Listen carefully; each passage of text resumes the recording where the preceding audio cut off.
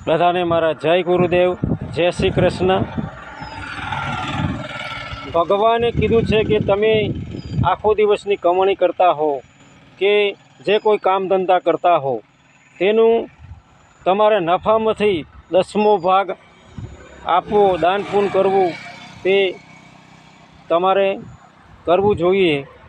ભગવાને કીધું છે અને ભગવાને નક્કી કર્યું છે કે તમે જો નહીં આપો તો એમને લેતે પણ આવડે છે। તેથી કમાવતા હો સારું તો સારા કામની અંદર દાન પૂન, કોકનું કામ કાઢવું, બાળકોને શિક્ષણ પેલામાં જરૂરિયાત હોય તેવા બિચારાઓને કામ કાઢવું સ્કૂલની અંદર, તે આપણી નૈતિક ફરજ અને આપણા માટે તે સારું છે। જીવનની અંદર ચડતી પડતી અને એ તો ચાલ્યા જ રહેવાનું છે, કેમ કે આ જીવન એક છે, પણ જે તમને સારું જીવન જીવતા આવી જાય તો તમારું કામનું છે। ભગવાનને પણ એમ થાય કે ના, મેં મનુષ્ય બનાવ્યું છે પણ સારું કામ કરે છે।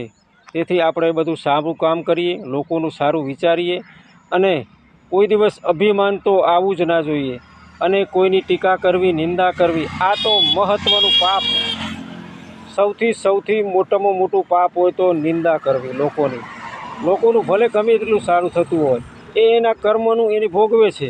આપણે આપણું મળ્યું તે આપણે રહી અને ખુશ રહેવું, તે બહુ મહત્ત્વની વાત છે। તેથી ફરીથી એકવાર સુંદર જીવન જીવો, મોજથી જીવન જીવો। તમારા બાળકો અને તમારો પરિવાર એ તમારા માટે મેન। આજની અંદર તમને લાગતું હશે કે તમારા પારકા માણસો તમારે કામ લાગવાના છે, પણ એ બિલકુલ ખોટી વાત છે। કુટુંબ પરિવાર અને તમારા માતા પિતા ગમે તેવું હોય તો તમારો એને જીવ બળે। તેથી માતા પિતા અને ભાઈઓને કોઈ દિવસ તમે અલગ કરવાનું વિચારતા નહીં અને સારું જીવન જીવો।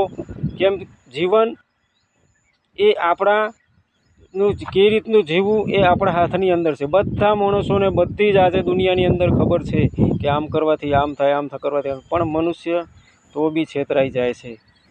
જય ગુરુદેવ।